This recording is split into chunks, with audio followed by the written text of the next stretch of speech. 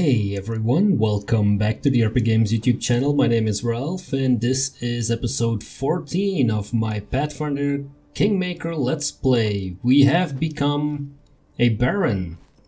It is Your Grace, Grand Black Forge as of now.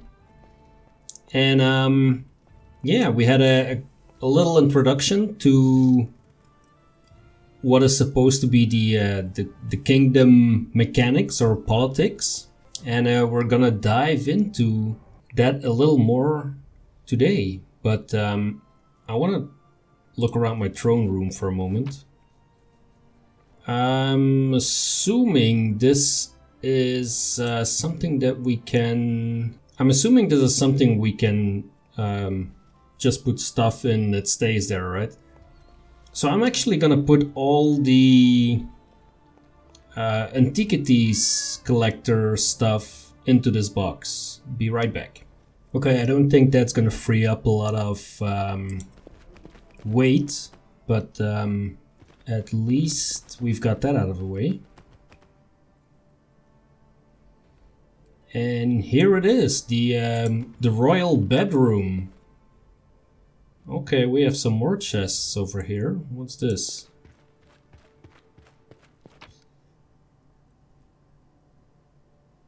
A magical flail, okay. Oh, okay, so this is the same stash. Yeah, that's great. I'm not gonna rest right now, even though I'm tired. But I need to tend to some kingdom business, I would say. The hold of Black Forge, the kingdom management. So we have a bunch of projects. I think the most important one is to assign advisors. Now let's see who are the candidates for all these advisor roles. So the regent, we can choose Octavia, Valerie, or Riala. I would say the best is Valerie, and she is lawful neutral if I'm not mistaken, so alignment wise that works out as well. We have a regent. There we go. Claiming new regions. You may claim new regions to expand your territory. Open the Regions tab on the right side of the screen and select the relevant project at the bottom of the screen. Claiming a region will allow you to significantly increase your barony stats and found settlements in the new lands. Here's what you must do to claim a new region. Meet special regional conditions, that is, complete a quest or reach a certain rank in one of the stats. Collect sufficient BP for the claim, find an unoccupied advisor who can take charge of the claim. As soon as you start the kingdom project to claim a region, time will automatically speed up for the next 14 days, the time it takes for you and your advisor to claim the region. After the new territory is claimed and annexed into your domain, the boundaries of the state will change, and you will receive all the bonuses granted by the claimed region. Valerie strives to follow the letter of the law. Yes, I was expecting as much, Valerie. Let's see. A Councillor. Councillor is the man of the people, and who better than Tristian for that job? Tristian cares for the people over all other concerns. Well, I care for the people too, although I am true neutral, so you know, I've been known to let some monsters live. The general, let's see. All three of them have a +4. Castle always strives to help those in need. Rigongar is hot-headed and direct. Yeah, I think Rigongar is a bit too aggressive for my tastes. And Amiri favors the direct approach. Now she might also not be the ideal choice for a general. However, I think I want to reward her since she has been with me from the very beginning as a companion. So Amiri, you are now my general. There we go. And I'm assuming you can still change that afterwards. A treasurer. We only have Riala available, which gives a -3. Do we have to put someone in there immediately? I think it's best to fill the position, although Riala obviously is not the best for the job, but let's pick her for now. Since we are supposed to fill all the positions. And then we have the High Priest, and we can choose between Jot and Harem. Harem favors unusual but effective solutions, and Jot does his best to solve problems without disrupting local traditions. Harem is a fellow dwarf, and ideally, if that was at all possible, I would have a dwarf in every of those advisor functions, but yeah, I'm not gonna manage that. But even though Harem has some strange visions when it comes to religion, being a disciple of Grotus, kind of like the Cthulhu of the Pathfinder world, where, you know, he just wants to destroy the world pretty much. Or the god of the end times, let's put it like that.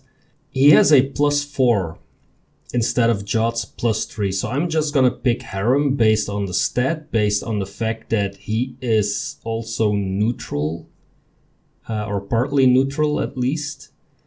And he's a dwarf, so congratulations, Harem.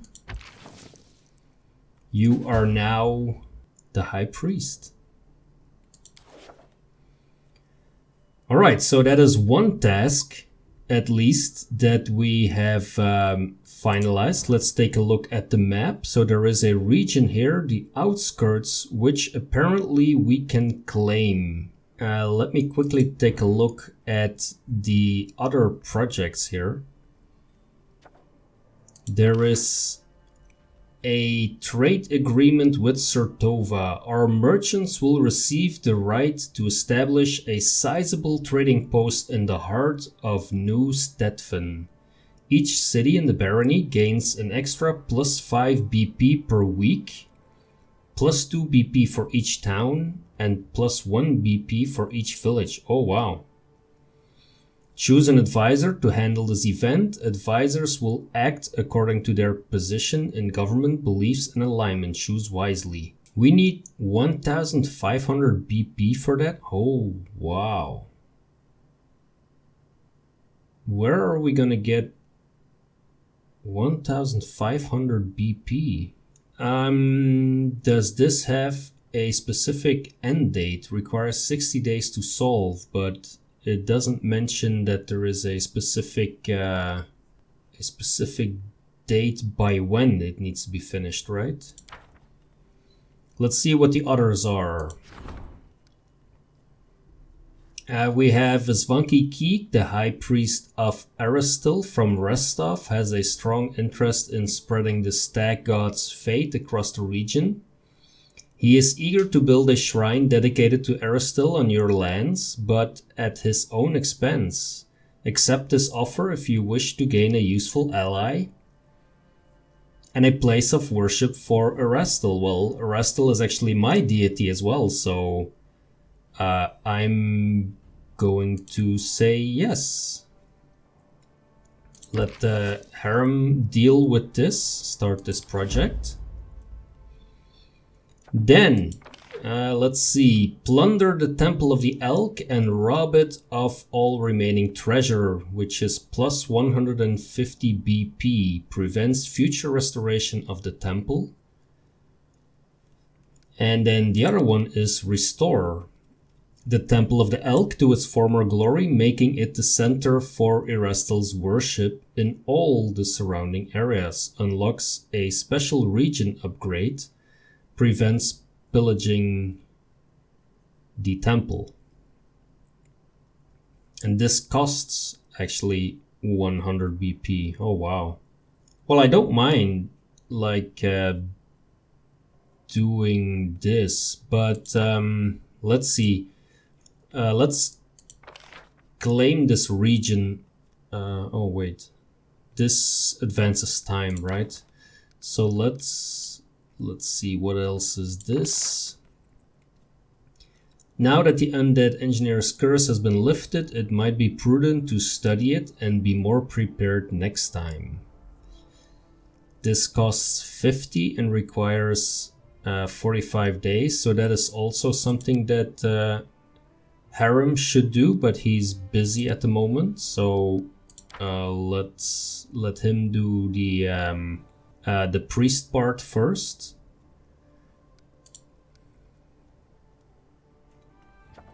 And the same goes for this one, I assume. Yes, okay. So in that case, we are going to claim the Outskirts. That sounds like a good idea. And who is gonna help me do that? That's gonna be Valerie, of course, as my regent. And let's start that claim.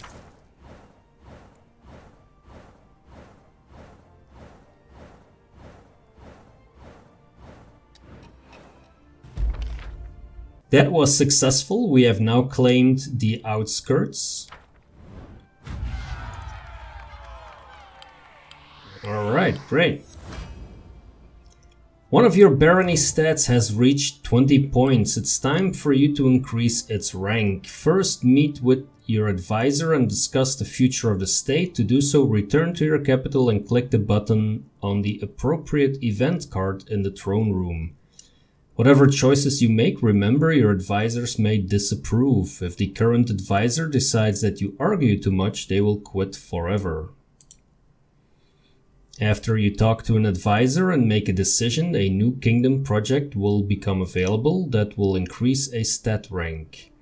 You can find it at the bottom center of the screen on the Projects tab. It will take you and your advisor 14 days to complete the project. Time will be automatically sped up until the project is completed. Alright. Let's see. Harem was successful. The first shrine in our capital will be built free of charge. Okay, that's great. Is that something that I need to build myself, or is that going to be built automatically? That's a good question. There's a councillor that awaits. Okay, Harem has a request. All right. Trouble lands. Oh, okay. So this one does have a deadline, and the deadline is 2 months apparently. This area of the barony is said to be a breeding ground for bandits, brawlers, and cutthroats. Perhaps one of your advisors should set aside these rumors and assure the people that the guard is able to protect them. This requires 17 days. It's a difficulty 12. So let Amiri handle that one, I would say. And a crisis point gives you a +3 on success, I guess. Let's start that event. She has to roll a 6. So I would assume that will work out, hopefully. Let's see. Trade taxes. Some half-elf trading fabric in the capital discovered a loophole in the law, which made it possible to avoid paying most taxes. The news spread quickly through the merchant guild. Measures should be taken immediately or the treasury will take a loss. Choose an advisor to handle this event. Yeah, let's give that to our councillor, Christian. Should we spend 1? That gives us a... yeah. Let's see how that works. Plus the treasury, I think, is super important, so I don't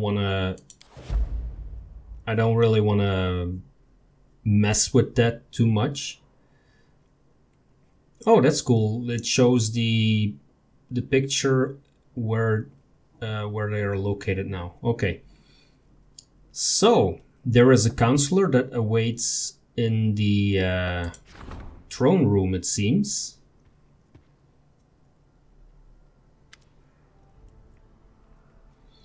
It's Tristian who wants to talk to me. Greetings, barons. I am sorry to take you away from your other affairs, but your people need you.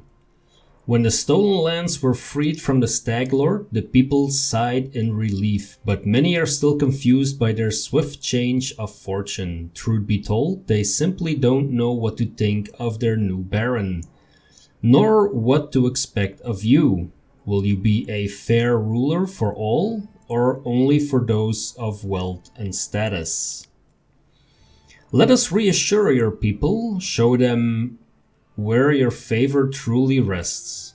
Perhaps a small celebration would help to win them over. Of course, you could spend the same amount on a luxurious dinner for the wealthiest of your barony, but I recommend organizing a fair for the common people, the ones upon whose shoulders your power truly resides. So, we shall hold a fair for the common people. We will hold a luxurious dinner. Make up your mind, and he's gonna choose the people anyway. I don't care to arrange anything. We can do without festivities and feasts and gain 20 build points. Yeah, well, build points would be very handy. Although, let's make Tristian happy and choose to hold a fair for the common people. Tristian smiles warmly. We will hold a common celebration where everyone will be welcome, including the poor and downtrodden. This is the greatest gift a ruler can give to his people. Barony effects, community +2 and culture +2. Okay.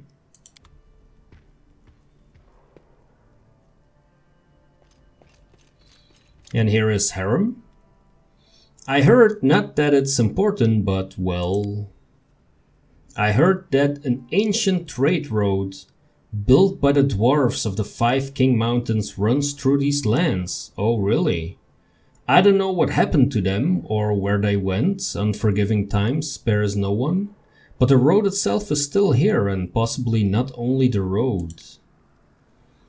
Well, Grand Blackforge, I have a request. If you find any dwarven ruins in the area, I'd like to see them with my own eyes. Harem, I would strongly advise you to call me your grace. Okay. Yeah, you can tell that's already going to my head. All these responsibilities. All this fancy chair that I'm sitting in. Why do you ask this? I shouldn't probably, but it's like a wound that's never healed. You know, it will only hurt more, but you still need to scratch it. Of course it's foolish and vain, but still I wish to look at them. Of course, Harem. If I find any dwarven ruins, I will take you to them. Thank you, Grand Blackforge. I will... thank you. Yes, anything for my high priest. Another one, jeez. What's up with all you people? Jod Kafkin, your grace. I was at Oleg's trading post recently and I noticed old Bucken just standing there, bored to death with nothing to do. This is the most unfortunate.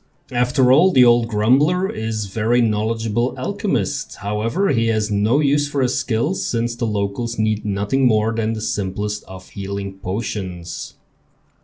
Then it struck me, why don't you hire him as your court alchemist? His decoctions and tinctures would certainly prove most useful to you. Also, it might be cheaper than simply buying from him or some other merchant. I see.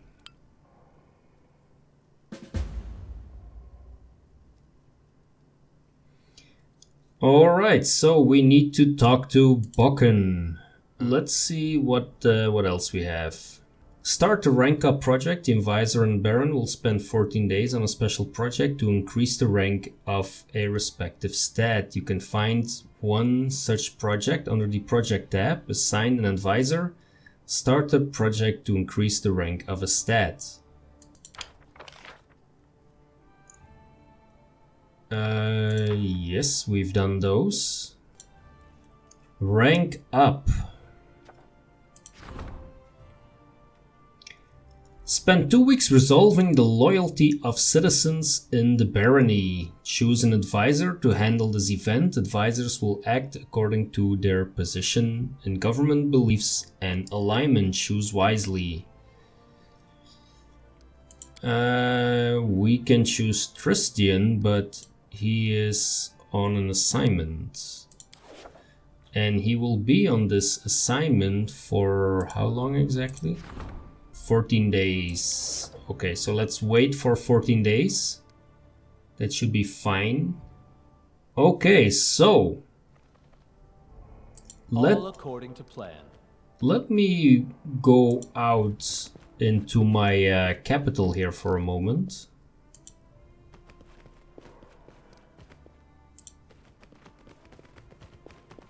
Hello, my savior. You asked if we'd meet again, and here I am. Oh, the Guardian is back. I see your fate has changed since last we met.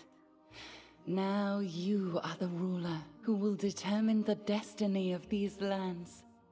I am their living heart, the whisper of the wind, the strength of rivers, the luxuriant growth of the meadows. Do you wish to touch this power? I don't know what to say now. I will show you a place where we can finally meet in flesh, you and I. Deep in the woods, there is an old mossy ruins long abandoned, nearly swallowed by the thicket. There is an old tree growing among the stones in the yard, which I remember as a seed. A shadow under its green crown I call my verdant chambers. Visit me there, my lord, and come alone. A nymph's reward awaits you. That sounds very promising, actually.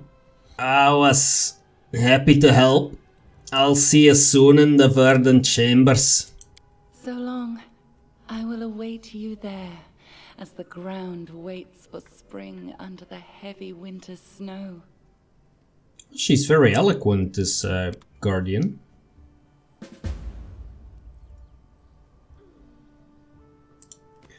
Okay, so I wanted to quickly take a look around because there is a whole bunch of things over here that I haven't even seen yet. I haven't even seen my own territory. So, okay, yeah. That part I've seen, but apparently you can enter people's houses. They'll be happy to see my Smilodon enter. What is this? Oh, food. Okay. Yep, let's just rob people blind while they're standing around. I am the Baron after all. I have that right. That's the Baron's privilege. It's sure it's in the law somewhere. Can I enter this one as well? Let's do that. Ooh. And there is... what? 750? I'm taking that one. You see, exploring the town is... ooh, there's a big rat. Can we kill it? Smilodon, eat that rat.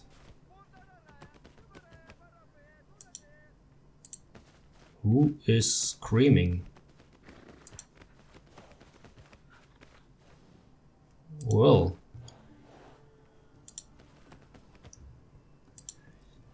Yes, so these horses are in the way. Oh, seriously? I cannot walk past these horses? Okay.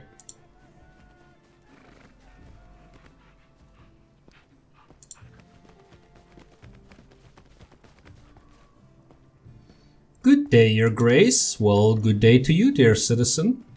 I hope you are feeling fine.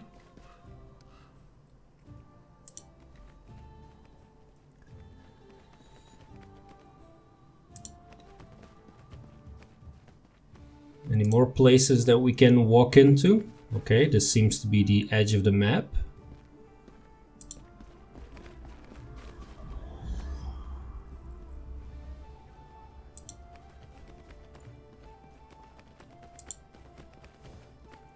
Cannot... Oh, we can walk into this one. Alright, let's do that.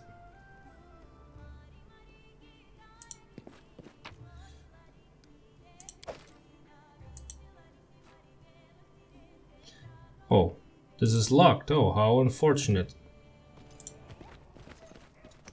Is this supposed to be the tavern? I think so.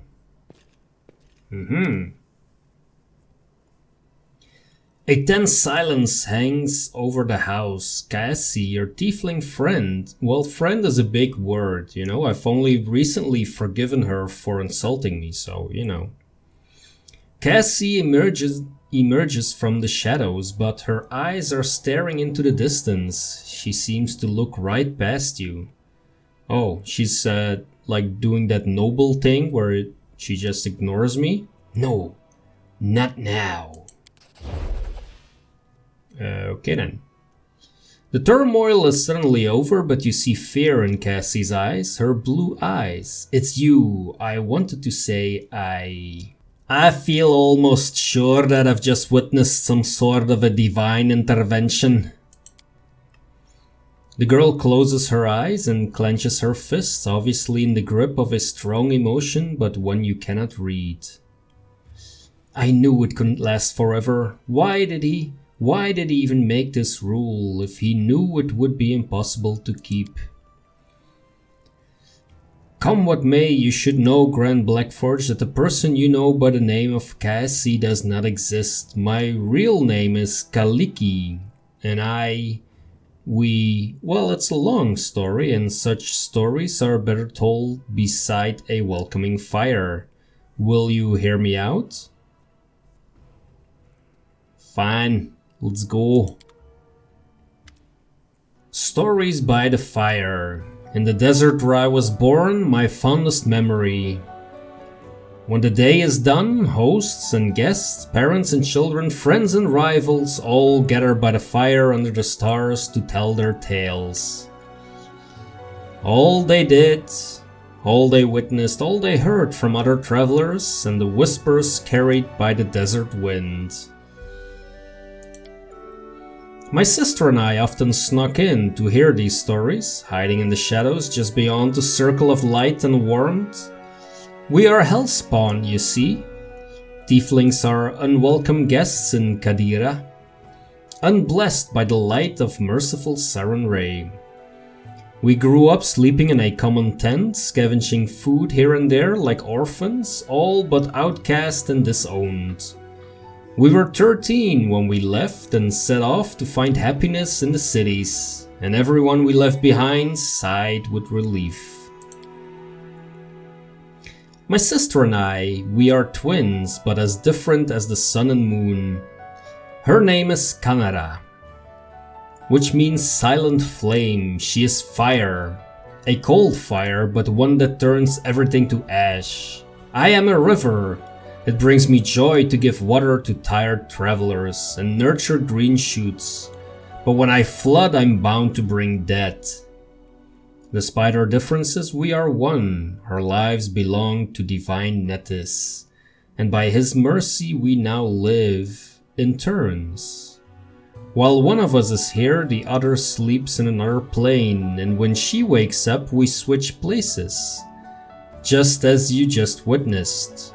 So this is why you didn't remember me when we were talking to Jamandi Eldori.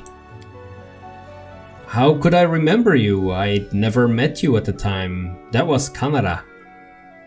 She was the one who talked to you at the reception and helped you fight off the assassins. We usually write each other notes, recounting in detail all that happened and describing any friends that Kaessi had made.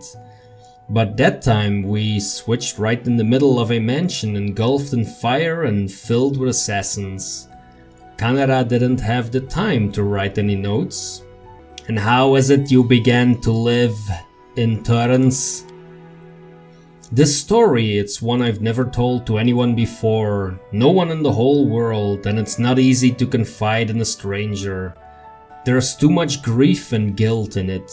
If you don't mind, I'd rather not go into all the details. You see, my sister died and I couldn't get over it. Kanara was killed by a soul eater, a monster summoned by secret followers of Abaddon, archdemons. Those who summoned him died in the fight, but the beast was too strong for my sister and I wasn't even there to protect her. We just had a fight and we both did some stupid things just before. I don't want to talk about that right now. When I found out what happened to my sister, I was ready to make a deal with any power. If only I could just get her back. And I found such a power. I was contacted by the Arcanum, the herald of the god Natus himself. She promised she would return Kanara to life, but on two conditions. First, we must both keep the arrangement a secret. Second, we would never be able to meet again. And so our new life began. Now we flee through the world, guarding our secret, always introducing ourselves as Kaessi, to hide that there is two of us. And we switch places in each other at random. While one lives, the other sleeps in a demi-plane, one created specially for us.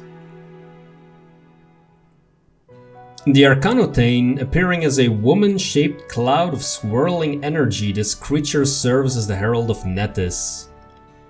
As a supernatural creature created in a moment of lucidity by an insane, omniscient god, the Arcanum is often left to her own devices when her master does not need her and wanders Galarian in the plains searching for new sensations and meaning to her existence and that of the multiverse. And you can't control these switches? No, we can't. They happen at random, most often while we're sleeping, but sometimes in broad daylight. That's why we can never stay in one place for long. When someone witnesses us switch, we usually tell them tales of a special magical way of traveling. But people start noticing strange things and begin to figure things out. Truth be told, I'm so tired of having to pretend.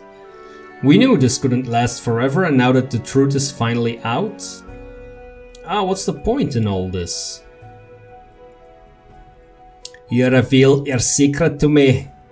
It means you broke one of the rules set by the deity's herald. Yes. Will you make me regret this, Grand Blackforge? What about your grace? What the hell? I just thought, I felt you might be someone who could help my sister and me change our fates. What can I do to help? That's actually what I wanted to talk to you about. Kanara was supposed to tell you of an ancient treasury that we've been looking for. Gold isn't the only thing of value in this place. It may contain an ancient relic taken by the Taldan raiders from a respected Kadiran temple of Natus. It's an unusual relic called the Disc of the Eclipse. I once heard a beautiful story that it was created from the shadows that hide the sun and the moon, but I don't think that could be the truth. Natus is the god of magic, who was once a mortal wizard, and relics from his temples are usually very powerful. There are many among his followers who think that solving the mysteries of magic, even rivaling their deity, is the best way to serve him. One such follower created the disk long ago in a distant past. Let me guess, this disk happens to be in my lands as well? According to legend, it gave its owners control over planar travel, but only pairs of wizards bound by unbreakable ties could use it. While one of them traveled the planes, the other was his anchor in our world, and they could switch between. Do you see now why we so desperately wish to find the disk? It might help us understand how the switch between me and Canada works. And it should make our divine patron happy. Nettis and his assistants value the desire to understand the mysteries of magic above all else. How did this disk come to be in the Stolen Lands? It was brought here by Taldans from the 5th Army of Exploration. Taldur and Kadira were enemies for ages. Thousands of years ago, a soldier broke into the Temple of Nettis and stole the relic to sell it or secretly hoard it as an heirloom. Hundreds of years later, his own kin, or the kin of its 100th buyer, brought the disc to these strange lands where the Taldans had come, uninvited as usual, and which they finally vanished from with little trace. Sometimes history is as intricate lace. You never guess where it begins and where it ends. Tell me about the location of this treasury. It was called Sorrowflow in the chronicle we read. It was once a Taldan town, founded by the veterans of the 5th Army of Exploration.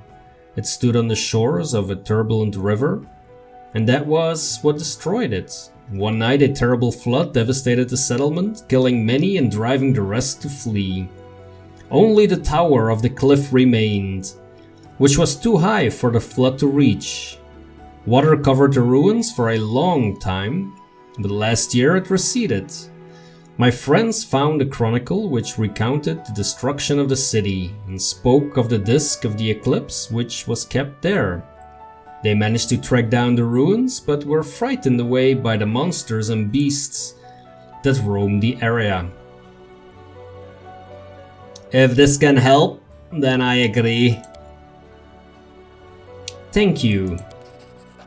I will wait for you there at Sorrowflow, and please, let's explore the ruins together, just the two of us. I don't want to give myself away again in front of your companions. Breaking the Arcanotaine's conditions once was enough. I have no wish to anger our god. So long. Right, okay, that was one hell of a story. That is not far.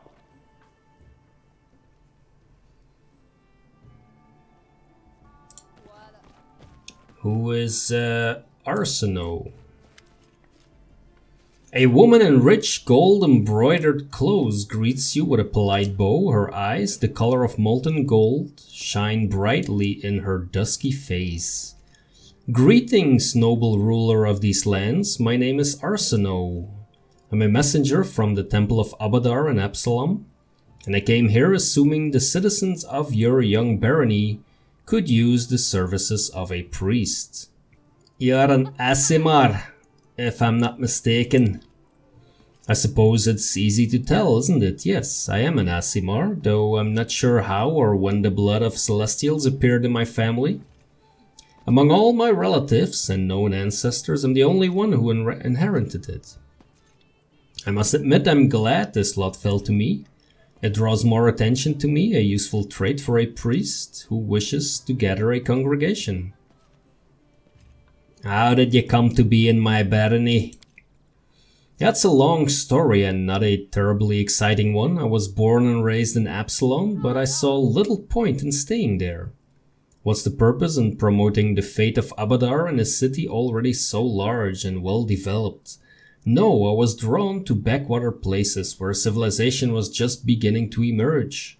It gives me such joy to see the first stones of a new settlement being laid, or to see wilderness that once harbored monsters and criminals become a safe, cozy home for people. I've devoted my life to my travels, choosing to visit places like your barony. Allow me to say, it's a place after my own heart. A city growing over the remains of a bandit lord's lair is exactly the sort of triumph of civilization Abadar prescribes. I hope my skills as a priest will be of service to these lands and their denizens. Tell me about Abadar. With pleasure. Abadar is the god of cities, law, merchants, and wealth. The core of his teachings is simple. Law and order allow civilization to develop, which allows people to live in peace and prosperity.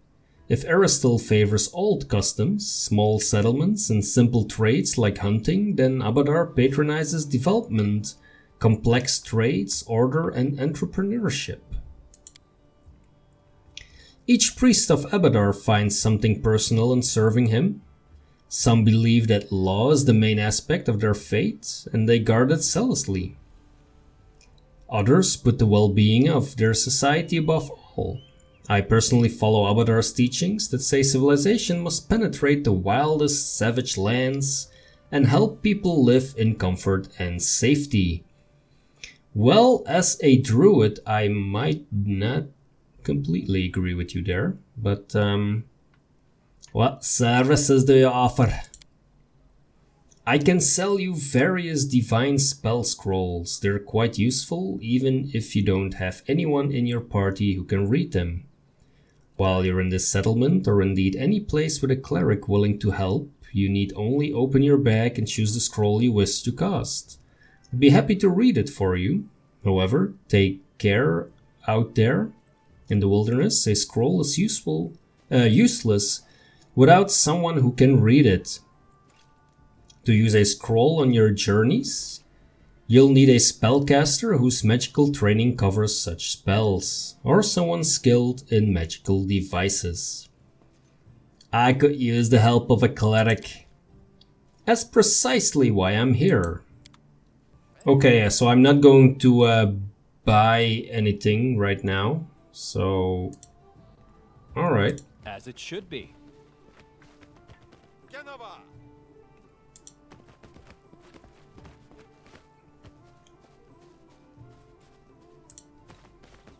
It's actually, what they're saying sounds a little bit like I'm playing The Sims. They also have this weird voice. Zarsi. Who are you, Zarsi? Grace, welcome. What you want? Scrolls? I have them. Won't regret it.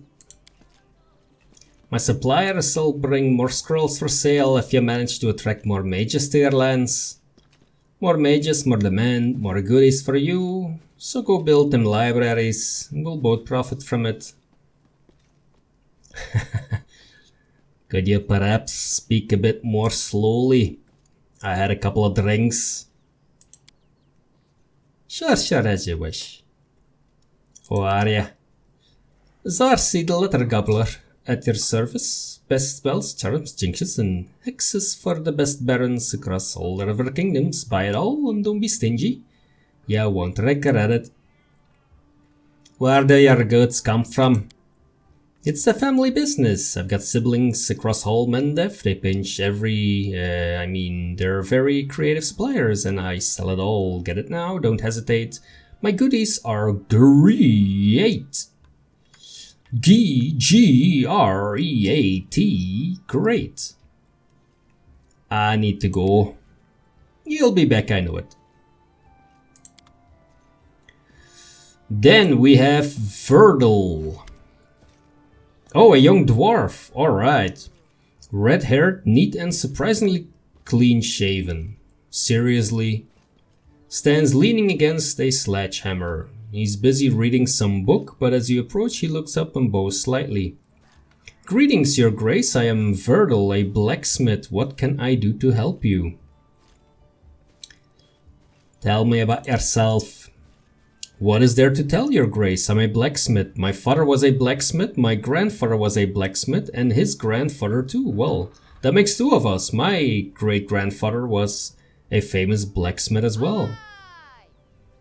Besides, every one of them were remarkably fertile, so I have plenty of cousins, second cousins, third cousins, and all of them are blacksmiths too. Wow.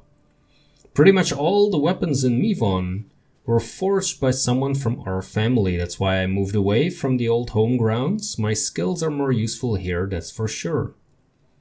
And Mivon is one of the more stable of the river kingdoms. It began as a refuge for the Alduri sword lords who fled Rustland during the rule of Coral the Conqueror. Many sword lords settled there in Mivon, bringing with them the experience and knowledge of the ancient discipline of the sword lords. Warriors from as far away as Garund make pilgrimages to Mivon to study their secrets. To earn the right to stay, the applicant must pass a series of increasingly difficult duels. Alright. You look a little unusual for a dwarf. You expect to see a beard, eh? No offense, but what's the point of a beard? What do you mean, what's the point of a beard? You burn it once, dip it into lightning oil and catch a spark from a forge and your beard is history. You're better off without one. Kinsman, whatever the explanation, a dwarf without a beard is a sad sight. You don't say. Why, they might start taking us for elves. What are you reading? Well, different things. It's nice to take a rest with a good book. Just now it's Valor and Honor, 10 Adventures of the Splendid Willis Gunderson in Absalom. I'd like to see your goods. As your grace wishes. Well, at least he's a polite dwarf. Okay, I'm gonna sell off a whole bunch of stuff and I'll be right back. Alright, so we've sold off all the armor and weapons, and now let's see what Hasuf has to offer. The man bows to you, spreading his arms a little. Hasuf from Epsilon is happy to welcome you, your grace. Come, take a look at the best wares we traveling merchants have to offer. Please come, take a look. Tell me about yourself. My pleasure, your grace. Hasuf's family was not rich, and he, as many in Absalom, had to start from the very bottom. As a child, while his peers chased pigeons and stole apples at the market, he worked at a tannery. Oh, and I can still smell this disgusting stench. Well, the young apprentices worked hard, saved every coin, and soon managed to purchase that tannery from his former master. Then, as soon as he had enough money, he opened his own trading agency. After 10 years, countless deals, and many hours and many tours in his caravan, Hasuf was one of the most successful merchants in Absalom, thus writing his name indelibly in the history of the great city. Well, how was that? I'm looking for a writer so I can dictate my memoirs. Haha. I think many would find it interesting and useful to learn more about me. What's the secret of your success, Hasuf? There is no secret. Perseverance, strength of character, attention to detail, the gift of persuasion, charm, all this, among many other things, are key to success in my profession. But if I did have a secret, who would I be to share it with anyone? Why did you leave Absalom, the center of global trade, for some young barony in the stolen lands? Ah, that's a long story. I don't think your grace would be interested. Come, tell me why you left Absalom. I insist.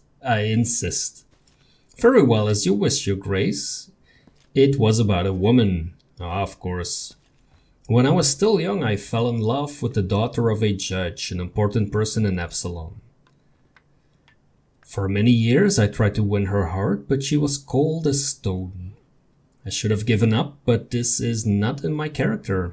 In the end, I did manage to win her love, but I was unready for it. As Abadar is my witness, the flames of hell burn inside this woman. I could not live with her for even 6 months. Tenderness and passion one day, screaming and scandal the next. Sometimes she would break into my office during business meetings to make a jealous scene, and sometimes pulled me by my collar from the finest taverns in town. I couldn't sleep. I was nervous all the time and it started to affect my business. I realized there was nothing else to do but run. Leaving her and remaining in the city would be impossible, even in such a city as Absalom. I decided never to return, and I still fear that wildcat of a woman will follow my trail. Although sometimes after a couple of jars of wine I still remember her. Perhaps it was I who unleashed this tornado in her. If somehow I'd behaved differently. Let's see what you have. Thank you for this interesting story. So now we are no longer encumbered, so I'm gonna return to the palace. And I think we're gonna call that an episode. Let's see if there's something important that we need to take care of before we go. I think everything has been taken care of. So 14 and 17 days. Yeah, that's fine. Let's see, building wise. Let's see if we build something. Okay, so the shrine is indeed free. It affects, let's see, +1 adjacent to a longhouse. Okay, so this shrine, so if like the longhouse gives bonuses to pretty much anything. So if we would put the shrine here, for example, we can put the longhouse in the middle and then build all the rest around it. So there we go, the shrine has been built. Let's see, a pier gives +1 economy. That's always good, I guess. Maybe that's worth building. Let's build a pier. And then we have to see what is going on here. So these are all locations where we can build a town, a new town. So I think it's best to, or from what I understand, it's best to build on top of a river. So that would mean that this is the first or the closest to our capital. So let's build a town here, like a new settlement. And we're gonna call that Dorn. We're gonna call it Dorn because Erasmus Dorn is a character in a D&D campaign that I have currently ongoing. So there we go. Name of the settlement, Koen, you're in the game, or at least your character is. So we built that. Let's see, we can change Duskdale as well. We're gonna change Duskdale into Solistar, which is my character in that same campaign, Ilana Solistar. I have some other videos, like a campaign journal on the channel if you want to check those out. There we go, Solistar. And that is going to be the end of this video. Thank you very much for watching. I see I've leveled up as well. We're gonna do that in the next video. If you've enjoyed that, by all means hit the like button. If you want to be advising me on certain matters of state, by all means leave a comment as well. I read all of them and I might even take them into consideration, who knows.